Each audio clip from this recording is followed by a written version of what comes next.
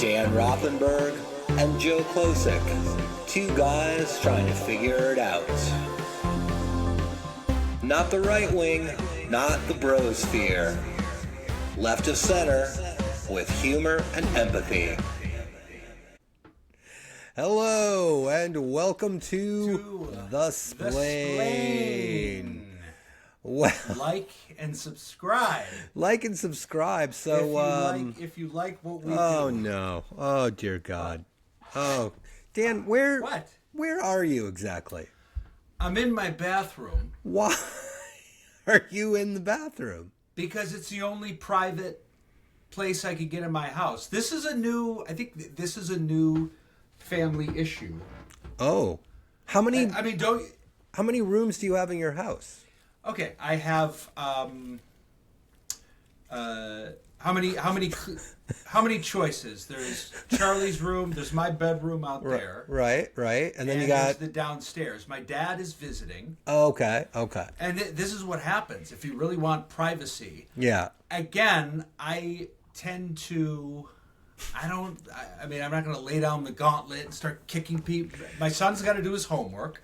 Colleen's doing her thing. Right. My dad is downstairs trying to figure out how to load an app onto the TV. That's an hour right there. It's an hour. That's the last 6 months. Oh my God. Anxiety. Wow. Okay. And now I could sit outside and do this in the open air with my wife, but we're going to be, I want to talk about shit. Wow. You know okay. What I mean? Okay. Yeah. So and here I am. This is what it comes to. This is real, buddy. This is real. Yeah. And what are we talking about today? Do you want to tell our fans and followers what we've just, because we've been talking to comics. Mm-hmm. And one of the interesting things that we keep asking them is, do you feel like a success? Do you feel like a success? And it's been instructive. Whenever we ask, I would say, when we ask comics have a high quotient of feeling not successful. I get a kick out of the fact that more than half of the comics, we have summed up their life and said, do you feel successful? And right out of the gate, they're like, no. No. Yeah. And it's making me think about... So we want to talk about failure. We want to talk about, the notion of... What is failure? What is How failure? How does failure come about? And this is more of I think we're going to hit this on more than one episode. But is it worth it to dream? Is it worth it to follow your dreams? Says a man coming to you from the bathroom. And here I am. in the bathroom. So, let it go. Flush it out. My dream has clearly come true. I'm on the throne. You're the king of your castle. I'm sitting on the throne of life. Oh my God. But well, let me ask you this, Dan. Let me ask you the big question, right? Yeah. Do you feel like a success? Yes, that's the truth. Now, okay. I want to say no, because no is a much cooler answer, particularly from a comedian. Sure. And the expectations we carry. So on the one hand, I want to say no, I'm not, because I'm sitting here, you and I, with all of our walks to the beach and all of our expectations of fame and stardom and just being purely funny people forever, and now I'm a therapist with more of a conventional life. The cool answer is no, but yes, I am a success. That's as hard as it is for me to say. Yes, absolutely. That's fascinating because you're a therapist and you understand there's layers to everything, and even you're struggling to say I'm a success, and that is fascinating to me. Because, you call it a conventional life, but it's a good life you've built. You've got a wife that loves you, a kid that loves you, a home, a career that I imagine is rewarding. You're helping people. And yet, you're in the bathroom. I'm in the bathroom. And that's going to happen sometimes. So let's focus on this. You and I. So on the one hand, if you dare to dream, if you follow your dreams, on the one hand, let's talk about this for a second. It's really exciting and fun. Yeah. Let's absolutely. just focus on the positive. Like even back when we were young, we were stand-up comedians. You still are. That's all we wanted to do. We wanted to go on that trajectory up, and me getting some distance from it, that singularity of purpose was exciting. The ideas we had of what our life would be were exciting. Yeah. The moments where you were living in rarefied air. I mean, not everybody's, we're sitting in green rooms with George Lopez, Dave Attell, you name it. Yeah. I mean, just to live a life in the green room, no matter how much money you're making and no matter how famous you are, if you go into a club, everybody's in the audience. There's just 2 or 3 in the green room. Yeah. And that might be what I miss the most. And it's not even about exclusivity. It's about a very special creative space you take.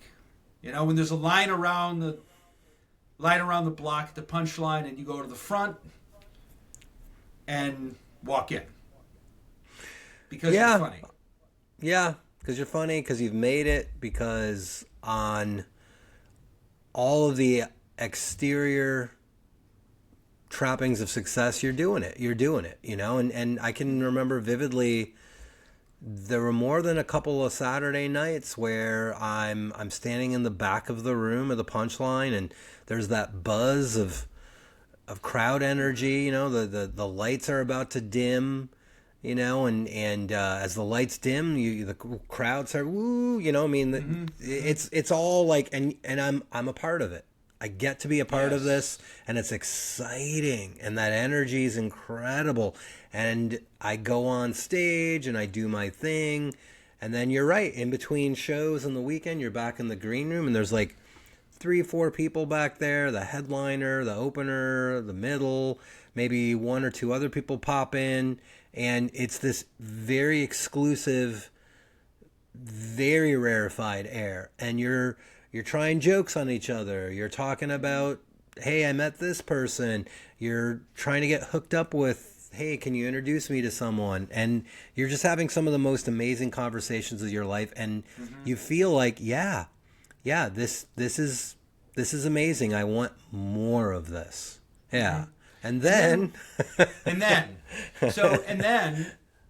so for instance, then, like, let's say 5 years later, you find yourself throwing your phone and being attuned to fits to rage and heavy dissatisfaction and bitterness, and the kind of rage and bitterness that affect how you drive, make you dangerous. Yeah. And possibly on a trajectory exactly the opposite of what you just described. Like flirting with the kind of path that things can get dark. They did for me. I mean, things got very dark, and that resentment really took hold of me. That was nobody's fault but my own. But how does that happen? How are we sitting in this green room and all of our dreams are coming true? Yeah. And you have so much to be grateful for, and you wind up in a place you're about to throw it all away. One of the things that I'll tell you I remember, so I would love to have Lori Kilmartin on one of these days, and I know she's incredibly busy right now, and good for her. But I remember doing a Tribble run, and and comics in the greater Pacific Northwest know what I'm talking about. It was a booker that just had all of these. Tribble runs means the bottom of the barrel shit, one nighter. Yeah. Comedy night at the fill in the blank bar. You're in a bar, you're in a hotel lobby, you're invading people's space. Yeah, you're just out in the middle of nowhere. Yeah. Because the owner of the place feels like they might sell some drinks. Exactly. And we did a Tribble run, and I remember still being like, yeah, I know what we're going to get out here, but, you know, it's still kind of fun and exciting, and some of the country that you're seeing is beautiful.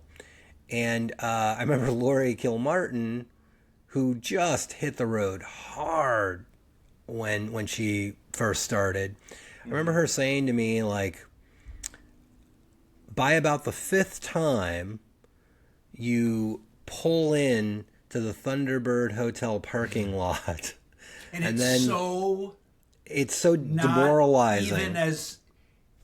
And it's so not even as fun as it sounds. No, it gets very old. It gets very and you wonder about where your career is, because you're like, man, this is the 5th time I'm playing the shitty place for the shitty money, and yet I know how to drive to it by heart. And here's why I'm bringing that up. At a certain point, being in the green room on a Saturday night and being a part of an amazing show, after a certain amount of time, it starts to feel the same way as like pulling in to the Thunderbird Hotel parking lot in the middle of nowhere, because you're like, am I really growing? Am I really moving forward? Or I have a vivid memory of being in the Punchline green room on a Sunday night, and I'm just sitting in there, and you know, at one point there's like 8 comics packed in there. People are coming and going. There's a buzz of conversation. And I realize 2 things. 1, nobody is really talking to me about anything. And 2, I'm listening to all the side conversations about, oh, I might get this manager, and oh, I'm going to be on this, and oh, I got hooked up to open for this person. And I realize this is not my time anymore. It's their Sunday when was night. This? Oh, this was a long time ago now. This was like easily 15 years ago. Okay, right? So I was out of it. You were out of it by then, and I was on my way down with drugs and alcohol. You know what I mean? But but I still would go to the Punchline on Sunday nights hoping to get that bump. You know, and I realized, like, yeah, my time is over. My time, not over, but that moment when you're young and you're hungry, in the zeitgeist of you're not in it anymore. You don't walk in there. No, and people are kind of looking at you. Yeah, like, hey, oh my God, you're closing the show, and then you realize, oh, remember when I was the guy? Remember how I looked at guys like me? Yeah. And now I'm sitting there, and I'm more of like a representation of what you don't want to become. You know, like, now, was that in your head or was that real? Probably a little bit of both, to be honest. I mean, yeah, I think you can be like, you never. I can't remember who said it. I mean, I've heard variations of this, but you never want to be introduced as local legend, because all that really means is you've stayed too long. Yeah. You didn't make it. You didn't go to LA. You didn't go to New York. You didn't. It was always, either this, you guys get ready for a local legend, or you guys are in for a treat. It's always, why is that? A treat? You don't want to be the treat. No, you don't want to be the treat, because you're not. You're bitter and you're pissed off, and now you're like, fuck, now I'm the treat? Yeah. God damn it. You guys are in for a treat. This guy rolled out of his depression. Here I am to do some shit that was... You guys are in for a treat. This guy is currently in a blackout. and doesn't... And yeah. He showed up here. We don't know if he knows exactly where he is. Ladies and gentlemen. But the notion of failure, like, it creeped up on me, and I realized, like, to a lot of the younger comics, I am exactly where they don't want to end up, and they would... Which is what, specifically? So people understand, what's the exact problem? Well... Where you were. What does that mean? I mean, locally, yes, I was a big fish in a small pond. Locally, I was. But so you're headlining on off nights and you're featuring when you want, and yeah, and it looks good. It sounds good, but and it is good, but a decade goes by, but and you're not, your career is not expanding. You're still a treat. Right. Yeah. Right. You're still Yeah. a local legend. You're still like, yeah, I mean, I get to headline a monthly show at the Punchline. I headline the Punchline once a month. Younger me would be like, holy fuck, that's amazing. Right. But that doesn't happen then. Right. It happens a long time after the fact. Once you should be headlining because you're a pro. And there's a mutual benefit. It's not because... No. It's not a charity. I mean, look, I'm giving great shows, and people are leaving there going, "Man, you're really, really good." We've seen you. I've had people say like, "This is the third time we've seen you," and and I'm like, I am honored, but there's also how interesting it is. It's not enough. Though. It's not enough. It's not enough. No, and because is there an enough or no? You talk to people like that by all outside accounts, it looks like, hey, you're crushing it, you're living the dream, you're doing it, and they're like, oh, but I mean, I think success in this day and age is, for a comic, you're on tour regularly, right? At least regular, you're selling out theaters. You've got maybe a Netflix special or two, behind you. You've got a manager.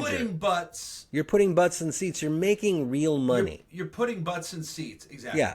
You're just not selling drinks for people. That is, to me, that's success. Not just financially, but it allows you to continue to be hungry and excited like we were in the beginning. It's easy to be hungry in the beginning. Yeah. The trouble with following your dream is you hit a ceiling where you got to be real. You got to be, it's a combination of, I actually don't believe in luck. I think... there's a little bit of luck. I mean, there's a little bit of luck, but you're ready for it. Yeah, I mean, you're in the right. You're in the same green room with someone, and there's a conversation that. I mean, listen, I'm sure you've heard many stories during your time in LA. I heard them too. People would just be standing around after a show, just talking. Somebody is like, "Hey, you're kind of funny. Why don't you send me a message tomorrow?" And they end up getting a writing job. I heard so many stories like that. And you're in the weed circle after the show, just smoking pot and passing it around, and like, hey man, you should write that up. And things. Those connections are real. They also happen in AA meetings too. Like people, those connections would happen there as well. But the thing is, yes, but I've had those. The question is, are you ready to actually do it? Right. It's only luck if it actually leads to something. Luck. Yeah, are you going to write it up? Are you going to write that thing up and take the chance that, well, maybe this goes nowhere, but I'm going to say yes? That's being ready for luck. I think comedians, though, I'm sure we'll get pushback from other live performing arts, but I think comedians have to deal with a level of failure on a consistent basis that other performing arts don't have to. I mean, first you're judged joke by joke by joke. Like there's no such thing as like, oh, I've built up, this audience and I are on the same wavelength and everything's crushing and they get me and I get them and we're having fun. Nope. If that next joke doesn't hit, then you got to build it back up again, right? So there's that sense of failure. And then there's a sense of failure like, oh man, it's a 200-seat venue and only 20 people came out to see me. That feels like a failure. Yeah. Then there's like, okay, I'm talking to this manager and I'm trying to get in touch with this agent. I'm trying to negotiate something to get on such and such a show. And that doesn't happen. And that feels like a failure. And after years of seeing other people move ahead, move past you, people who started, like 3 years ago, I see just blossoming, and I'm now very proud of them and happy that they're doing it. But yeah, there still is the sense of, am I a failure? Did I not try as hard as I could have? Did I let personal issues get in the way? And I look around, I'm not in a bathroom, but I'm in a beautiful home in the suburbs. I'm engaged to a beautiful woman. I have so many good things, and yet when I'm scrolling on Facebook and I see, somebody who's got 1 million views on a video or talking about being on a special, there is this surge of resentment and anger. It's very real. And then I realize, like, well, you know what? They're 30 years old. They are pursuing this. They're in LA. They're in New York. They're doing it. I'm a 57-year-old man who's made a conscious decision to move to the suburbs. Yeah, I remember when you. I think it was. I don't think he'd mind this because this isn't a knock on him at all. But like Dan St. Paul is a guy who, even when we were young, he had his Bay Area career, which he appeared content with. Do you know what I mean? Yeah. It didn't seem like he bought a house in Foster City based on that career. I remember we went to his house. Yeah. And you said to me, this is where my head was. You said to me, this house was built on comedy. And I remember thinking, fuck this. This is pathetic. This ain't the Hollywood Hills. No, but it was built on, going after private gigs, going after corporate gigs. He worked very hard. Smart guy, great dad, raised a family. And maybe... Yeah. I mean, maybe we're no different. In the big picture, he makes a living, a good living doing stand-up. That. Uh-oh. Well, I think that's the other side, right? Like, we wanted to believe that we were going to get famous and make a lot of money because we were going to say it like it was. And we were going to break shit down and drop some knowledge on people. And we were going to be heralded as amazing, talented comedians. The truth is that there are some people that are doing that. But the majority of comedians that are making a good living have tailored their act to something very specific, right? So Dan St. Paul went after that corporate market. He was, back in the 20 years ago, he was routinely making $5,000 a gig. Wow. Right? And that's the kind of... And that's not easy. That's not easy. That's not easy to do. It wasn't our style of comedy. It wasn't, but... Still, you need a consistent... You need a consistent, solid act. It's Yeah. not easy. Not easy, right? And then the ones where we were like, oh my God, this comedian is amazing. They were drinking themselves to death, or they were having nervous breakdowns every other week, I loved Dave Attell, and he had he's come to terms with some of his issues. He hasn't been very public about it, but he's not a drinker anymore. I officially. Well, I don't know that it's something that I don't know that there's a program or anything behind it, but he doesn't drink anymore. Okay. Yeah. Good for him. Yeah. There's a number of people like that I can think of who were known for their drinking. And have now publicly, Tom Rhodes. Yeah. He's getting high. He's just going the other way with his journey. Yeah. And they don't necessarily go to the program or anything, but good for them. Good for them. That's healthy change, amazing. I think. But then I also think of guys like Mark Maron. Like, I remember working with Maron a couple of times back in the day and just observing him and talking to him and being around him, sharing a couple meals with him after gigs. And I just always came away with a sense like, man, do I have to be that neurotic and that fucked up and my life has to be that chaotic to be that good on stage? You know what I mean? Like, what was he doing? What was... Well, I mean, I remember vividly, I remember watching him. We did a gig at a theater in San Francisco. And that afternoon, his wife had said, his second wife, like, I want a divorce and here's the paperwork. And he went on stage, and basically had a nervous breakdown for the audience to observe.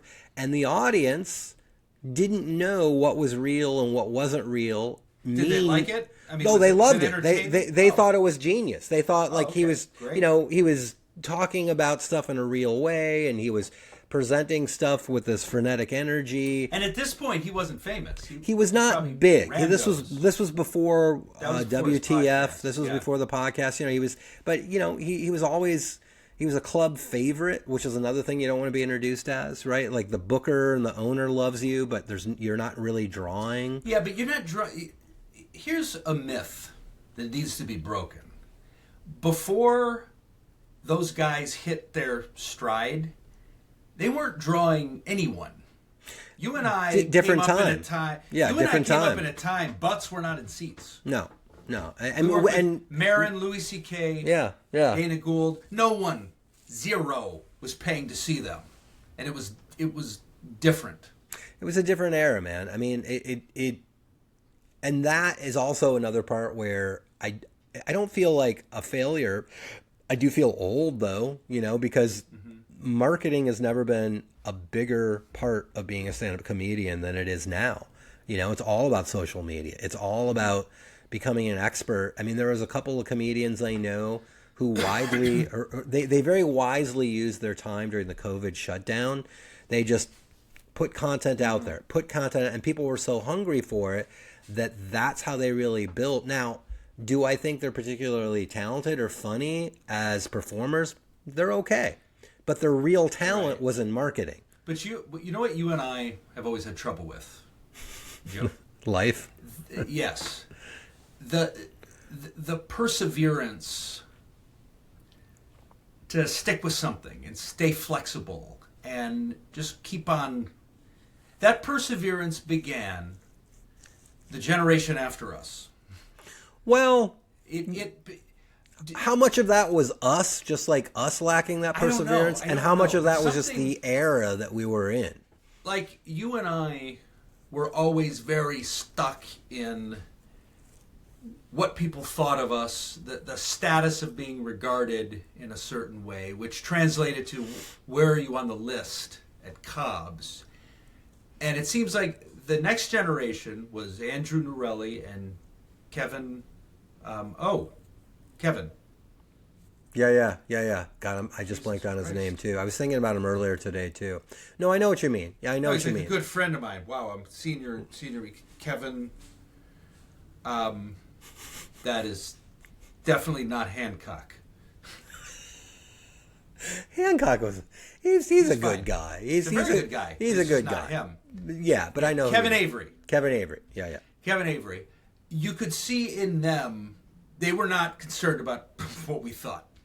No, and you're right. They were because there was a center of confidence, a center of thanks for the advice. I think I'm. Yeah. And you and I don't know. You know what I mean? Were we snobs? Were we comedy snobs? Were we? I think we were. I think we were like, all laughs are not created equal. And yeah, you're getting big laughs, but what is that? What do you do? That's right. Not genius. That's not a revelation. That's not unique. We were comedy snobs, and maybe we weren't as good as our snobbery.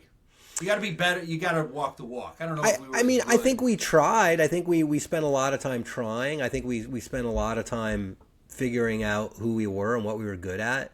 Were we? I never said I was a genius, but I definitely was just like I felt like I was making an effort.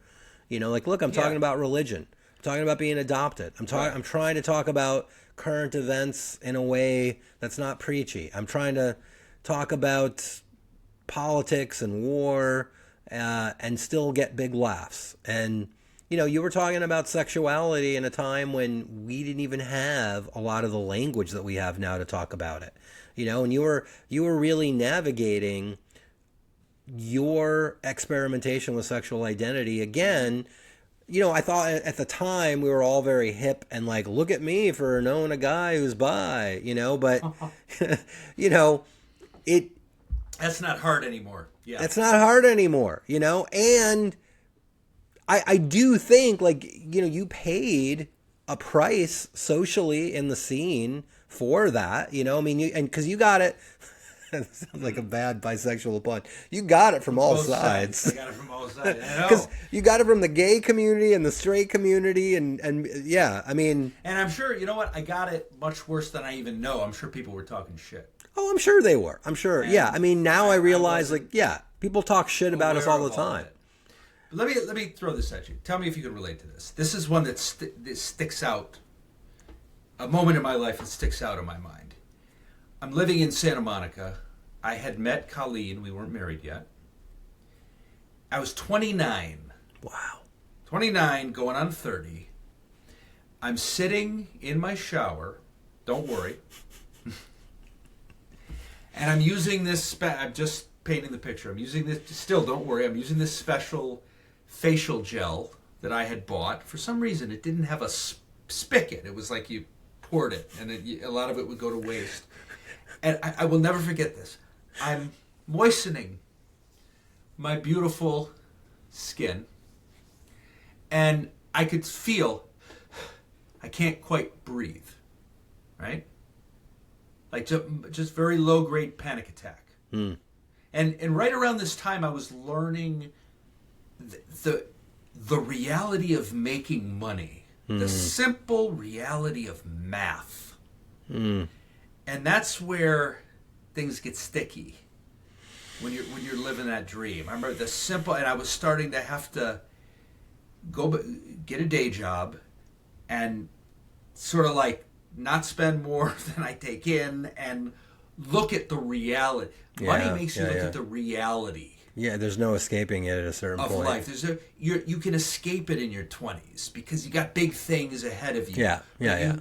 So one of the hard things about living that dream is approaching 30 and getting a sense that there's no career, there's no financial, nothing's kind of moving forward, and I was like that for a year. A year, I couldn't breathe. Yeah. And it wasn't a full blown panic attack, but it was a low. I get it. I totally get it. Yeah. I remember walking in the hate, thinking I need a drink now just to breathe. Yeah. No, I vividly have those same memories. Yeah, of just like being very, very aware that I'm in poverty, and poverty, you know, and just being very aware, like, listen, I can't, when we go out on Sunday night to the Punchline and we all end up at like Tommy's joint or someplace, like I can't get anything, and I just have to sit there pretending like, oh no, you know, just feeling poor, and also like, oh no man, I don't want to eat before I go to bed, but just starving, you know, looking at everything, you know. And just being constantly broke. Yes. And then brokenness. Just brokenness. Depressing. It's very depressing. And that is depressing at a certain age. And then totally. Also, in that same era, like showing up at Cobb's on a Wednesday night, the place there's 200 people in there. It's packed. Mm-hmm. I'm not being paid, but I'm like, I'm going up, I'm closing a Cobb show, doing like 20, 25 minutes, just killing, and just, What night? Like a Tuesday, a Wednesday, like, you know, sometimes they're just packed out. You're getting paid nothing to close, you know, and, you know, not even like, hey, do you want an appetizer? You know, again, and just being like, there's that moment of just bliss because you're really good at what you're doing. You're in the scene, you're on stage, and yet you can't pay your fucking water bill. It's like being, you know what it's like? It's like back in the day when you could price line. It's like price lining a room you can't afford. You can't afford anything. You couldn't afford anything. You can't. You get it for $50, but you can't afford to park, and you're walking by a lifestyle you can't afford. You're walking by a lifestyle you can't afford. Yeah, I mean everything. Yeah. That I do feel often successful. And it's not that life's about money, but I'll tell you, I get these good feelings when I notice Colleen and we are not fucking broke anymore. Yeah. That is a drag. It's a drag on everyone around you. You can't afford shit. But that's and the it's thing. not charming. That's not. No, not when you get older. When you're younger, you can pull it off. But when you get older, it's not charming. It's not cute. It's just like, dude, get a fucking job. Get a fucking a fucking job. Just get a fucking job, you know. And but it's seductive because that's how I feel like you start to lose that tangible hold of your dream, where it felt like, hey, there is a path forward, and I am seeing other people succeed. And then one day it's like, man, you know, I don't want to go to the club because I got to get up early and I have a job, and I like being able to pay my bills. Right. I can't. Yes. So it crumbles. It crumbles a little bit. So it's this balance of there's only so optimistic you can be when you're eating a fucking gas station wiener. Yeah, gas station. It ain't going well. So fuck you. Yeah, I mean, it just, I can remember the Sunday nights, man. Sunday nights at the Punchline, right? That was like, you get to be a prince of the city. You go up, you kill, you kill in front of the audience, you kill in front of your peers, and then you're like, well, I'm still poor. And I'm still wearing clothes that I have to get another day of wear out of. We used to go on stage just as is in the 90s. As is. There was no presentation. Remember, it was just, God rest his soul. God rest his soul. Do you remember Joseph Rocha in his fucking sweatpants? His sweatpants and a stained shirt with God knows. Was that lunch from yesterday? Nothing. Is that... I shouldn't be able to look at your T-shirt and guess what you had for breakfast, you know, which was other people's food. But that's a whole other story. I mean, but Rocha was another... He was another example of like, money. I don't want to be that guy. I don't want to end up that guy. I don't want to... Is he deluding himself? Yes. And you know? So it's a balance. Because on the other hand, so one of the positives about being a boring... run-of-the-mill person that just the people in the audience, the people that are not in the green room, is life carries you to the next phase a little bit. You go to a job and you're a receptionist and you can see I want to be that, and you could probably be that, and then eventually, and so the downside of that is eventually that you plateau and you're also maybe miserable and you've never been in the green room, and you never have those nights. Right. And you've never had Hutch look at you for a moment and go, holy shit, this shit is happening. And I wouldn't give it's a balance. So I wouldn't give that shit away for anything. No. I want my son to have that. I still have these moments where I'm like, man, it would have been nice, you know, if it had led to more. But here's, you know, the flip side of all this too is, you know, we've both met people who have succeeded, right? I put it in quotes, and they're miserable. They're not any happier. Mm-hmm. They're just really well off, depressed people. Yes, you still have to be, take care of your mental health and be a healthy person. Totally. Totally. I mean, I want to learn them the hard way. I want to take a run at their problems. All right, I admit it. Yeah. Like, man, you can't get away from that. I would be like, you know what? You're right. I can see money doesn't buy happiness. It might with me though. It might put a down payment on happiness. I would be willing to take that battle on. I mean, it's crazy. In all the years of doing stand-up, I was always poor. I was always, you know, behind in rent. I owed money to people. I was always like, fuck, I got to do laundry, but I also want to get coffee. You know, I mean, just these pathetic choices that make you feel like a loser are happening all the time. It's hard. It's hard. My wife and I used to buy chicken. Back when we lived in Miracle Mile in L.A., we would buy chicken. That was a thing. And I remember, I will never forget this. Okay. Colleen and I would have our fucking chicken, right? And we'd be rationing it out. And we accidentally left it at Dan Lewis's and John Panette's.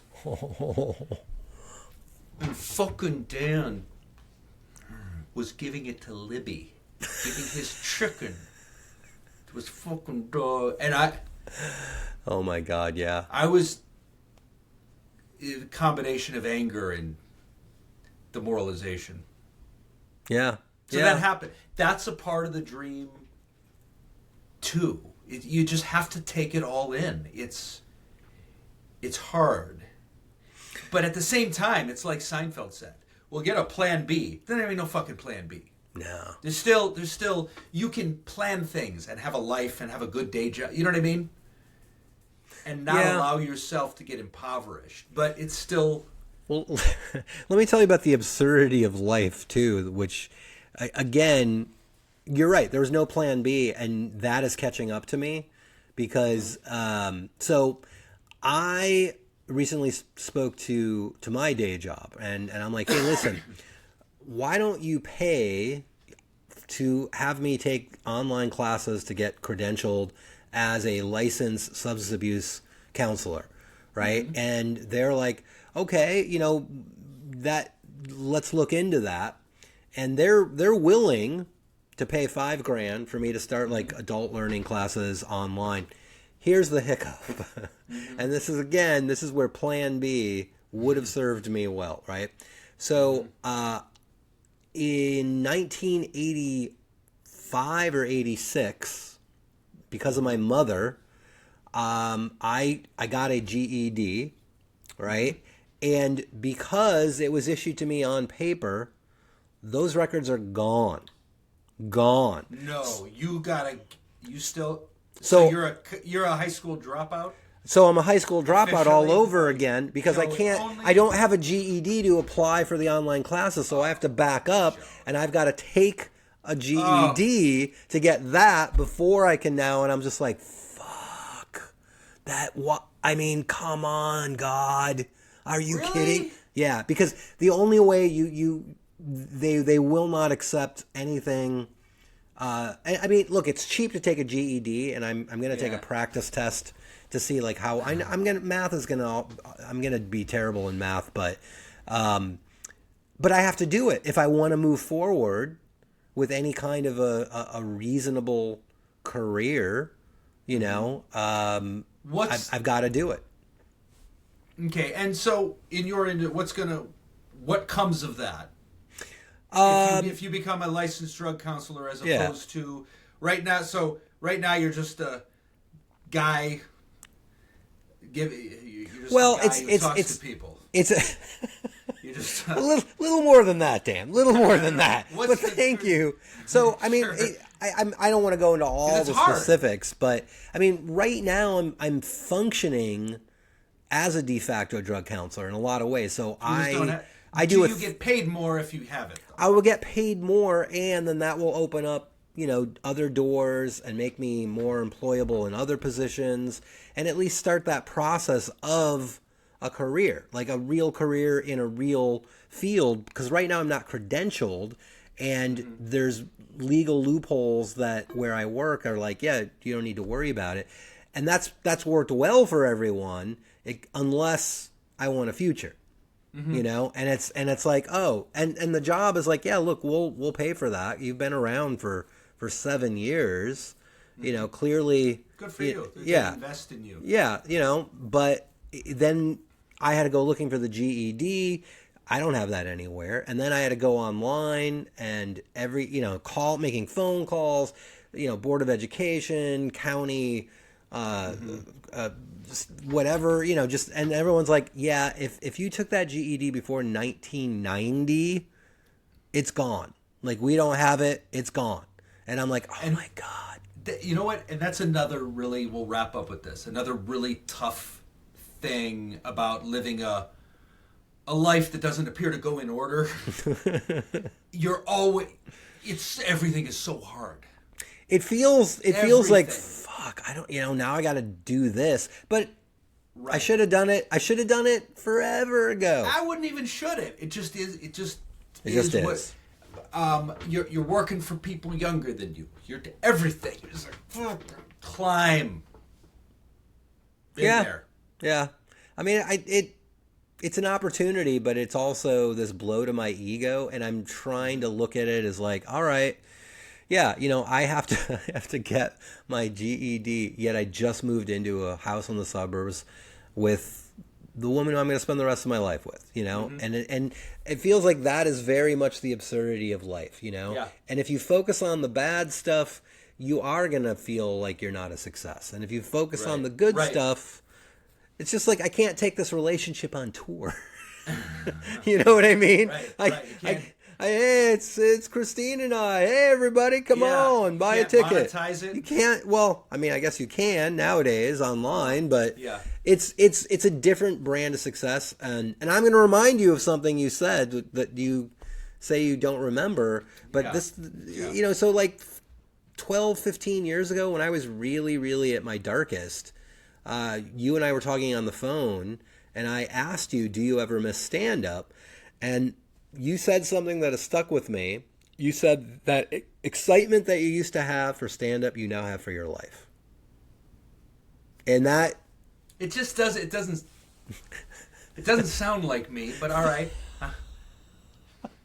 Maybe so it wasn't you. again, get it full circle, getting back to what... I probably did say that, and it's true. But why is it that I hear that and go... That's so sad to me. Why, I know. That's sad to me. That this thing... It's a chronic dissatisfaction of... It's just that thing in us. When I'm talking to you, we were stand-ups together. So success means I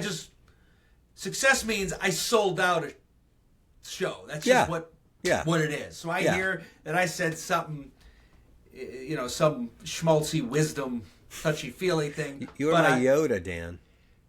Good. I'm glad. I don't even remember that. Maybe I was like doing the Luke Skywalker. Maybe that wasn't me. I was. You were just channeling. Yeah. Okay. It stuck with me, and Good. It hit me, and it made me realize, like, I don't have an identity or a purpose outside of stand-up, and when that life gets smaller and smaller and smaller, and you become local legend treat, right? And you see all these kids moving off, getting big things, then that idea of like, maybe I need to stop looking for my happiness in this shrinking hole and start to look for happiness in other parts of life. You have to, because that shrinks. That hole shrinks. With that. That hole shrinks. That's Dan Rothenberg coming to you from his bathroom. Ladies and gentlemen, subscribe to the Splain. We're in here. We're keeping it real. We're keeping it real. We're keeping it light. I hope it was not so light that it didn't go down. We're flushing it down. We're flushing it down. Like and subscribe, people. We'll be back with a comedian. We're talking about bitterness and failure a lot more. It's interesting. It's interesting. We got to talk about it. Got to talk about it. Get real about it. Okay. Don't make sure to crack a window, buddy. All right. I will. Peace out. Peace out.